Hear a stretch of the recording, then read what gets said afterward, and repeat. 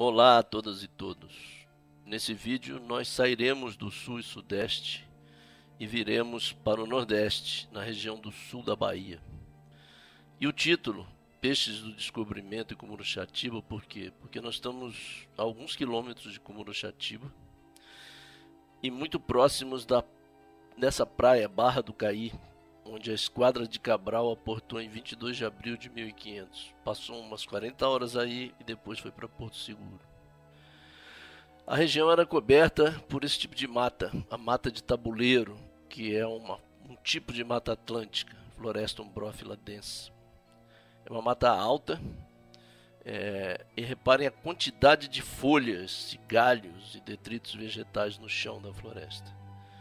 Se nós entrarmos na floresta e retirarmos esse folhiço, que é o nome desse conjunto de folhas e galhinhos e restos vegetais, debaixo a gente encontra uma massa de raízes e debaixo disso areia com um pouco de argila.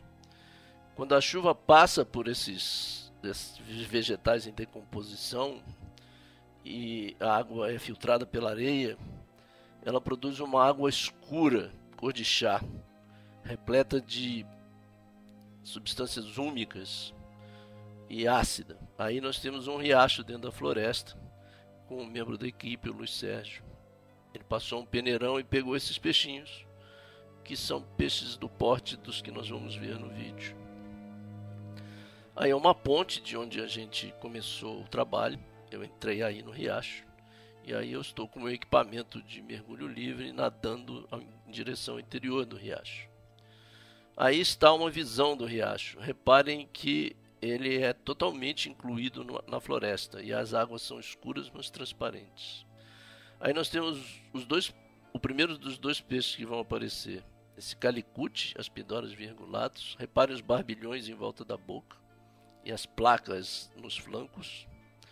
É um tipo de bagre. Seria chamado de coridora pelos aquariofilistas. Isso é um charutinho. E ele é o Carassidium elmeri, que é um animal que só existe aí nessa região, só nesse local. Os dois são nectobentônicos. O que quer dizer isso? Eles passam a vida junto ao fundo, são mais pesados que a água. Então vamos vê-los. Aí aparece pela primeira vez, tem um cascudinho, eu vou falar disso depois. Um Carassidium, um charutinho. Ele se escondeu debaixo desse galho. Mas o interessante é que eles têm, os charutinhos, as nadadeiras da frente e de trás, as peitorais e as pélvicas, colocadas embaixo no corpo e bem horizontais. Então eles usam essas nadadeiras quase como se fossem patas. Eles se apoiam no fundo usando as nadadeiras. Então nós estamos vendo aí um desses charutinhos fazendo exatamente isso. Eles enxergam muito bem e tem essa boquinha virada para baixo. Então eles localizam, usando a visão, larvinhas de inseto que eles dão botes e pegam e ingerem. É disso que eles se alimentam fundamentalmente. Aí nós temos esses tubos saindo da areia que provavelmente são abrigos de larvas de tricóptera, um tipo de inseto. Elas fazem isso com grãozinhos de areia e uma substância adesiva que elas secretam. É interessante que a corrente aí é razoavelmente forte. E reparem, achei demais, esse Carassidium vai se apoiar nesses tubos. E a correnteza vai pressionar ele contra os tubos. Com isso ele vai poder dar uma breve descansada, evitar gastar energia. Mas ele não pode ficar aí muito tempo nessa postura, porque ele tem de continuar em busca de alimento. Vocês repararam que não apareceu até agora uma pedra sequer, né? Porque não tem pedras nesse tipo de riacho. A estrutura do riacho é dada por esse fundo de areia e restos que vêm da floresta, galhos, troncos, folhas. Né? Tá vendo as folhas passando? Se a floresta for retirada, o efeito sobre os animais que vivem aí é desastroso. Aqui nós temos dois calicutes. Reparem novamente a quantidade de coisas que vêm da floresta. Esses calicutes, o charutinho pertence a uma família chamada Crenukide e esses calicutes pertencem a uma família chamada Calictiide. Olhem como eles usam o focinho, que tem esses barbichas, esses barbilhões sensoriais, tem sensores de tato e gosto, para especular no fundo e sobre pedaços de vegetação. O que eles estão procurando? Principalmente larvas aquáticas de inseto, que se alimentam desse material vegetal aí, e muitas vivem enterradas na areia. Então, prestem atenção, que interessante, eles fuçando no fundo de areia, né? E eles são bons nadadores, apesar de mais pesados do que a água, porque eles têm o corpo totalmente coberto por uma carapaça de placas ósseas.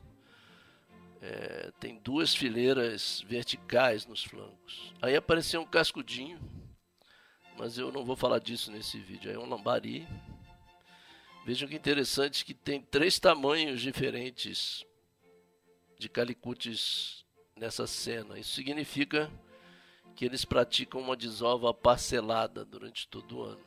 É a única explicação para você ter 3 indivíduos com tamanhos tão distintos. Se a floresta for retirada, além da luz bater com super força, a temperatura variar ao longo do dia, não haver mais esses detritos que são cruciais para a vida dos peixes, e a floresta também controla as cheias, porque ela recebe água da chuva e libera lentamente. Retirar a floresta dessa região é acabar com praticamente tudo que vive dentro desse riacho, porque tudo que vive aí evoluiu para viver num riacho correndo dentro da Mata Atlântica. Olha a folha passando. Aí apareceram os caracídeos também. Bom, isso é uma prévia dos próximos vídeos. Isso é um par de piabas amarelas, um macho e uma fêmea. O macho é o maior, ele está cortejando a fêmea, uma dança. Esse tipo de piaba amarela, Mimagoniate silvícola, só existe nessa região, no sul da Bahia e norte do Espírito Santo, e está na lista de espécies ameaçadas de extinção do Brasil. Aí está o elenco, calicute e o charutinho, e os coadjuvantes que serão abordados em outro vídeo. Eu agradeço, como sempre, a equipe, sem a qual esse trabalho não teria sido feito, essa filmagem.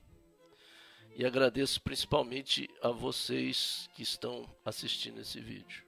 Muitíssimo obrigado.